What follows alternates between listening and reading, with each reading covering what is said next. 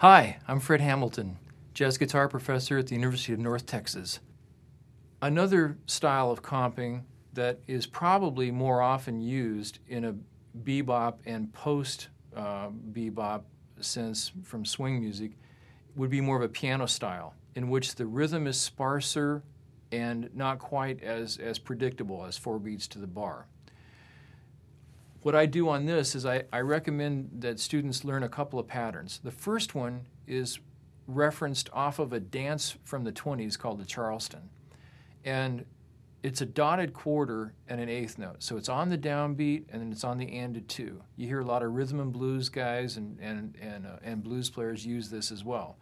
So I'm just going to use G for a minute and in a shell voicing, and I'm going to play this rhythm. Check it out. 1, 2, 3, 4.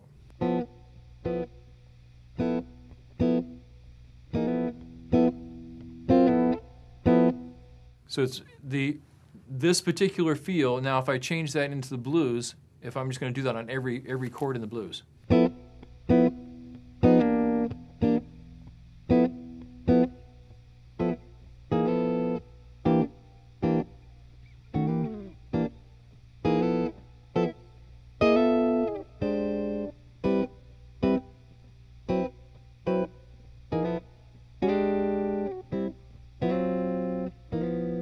Now, it's really important to practice time.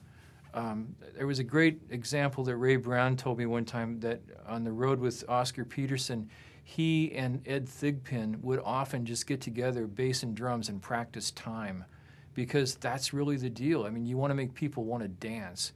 You want their bodies to move. You want the soloist to feel good about what's happening underneath them. So you have to practice time. Use a metronome or a drum machine or whatever you've got, and practice enunciating clearly a rhythm. In this case, so another way to look at it is anticipating downbeats.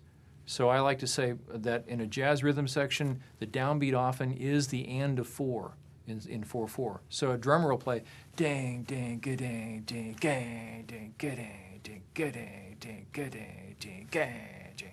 They'll anticipate 1. So it's cool to anticipate 1 with your chords. So I practice that as well. 1, 2, 3, 4. 2, 3, 4. 2, 3, 4. 2, 3, 4. 3, 4. 2, 3, 4. 2, 3, 4. 2, 3, 4. 2, 3, 4. So I'm really securing the chord and the voicing and being able to put it right on the money on that swinging backside of the end of 4. In a way, it's sort of like playing the last note of a triplet more than it is the end of 4 in some respects. So 2 ways of comping in jazz for guitar players to look at. One is swing rhythm guitar, 4 to the bar, low voicings. The other is bebop, more sparse, mix it up. And also remember that the musicians as well as the audience have an aural memory, which means you don't have to play everything, and you don't have to play all the time. Sometimes I just leave myself plenty of space and punctuate a chord when the harmony's changing or when there's a new part of the form coming up. I don't have to play everything. So a good soloist doesn't need you anyway. So less is more in voicings as well as rhythm. So here's a good album that you should listen to besides the Atomic Basie for Freddie Green, 4 to the bar. I would recommend a DVD of Peter Bernstein. It's called Live at Smoke.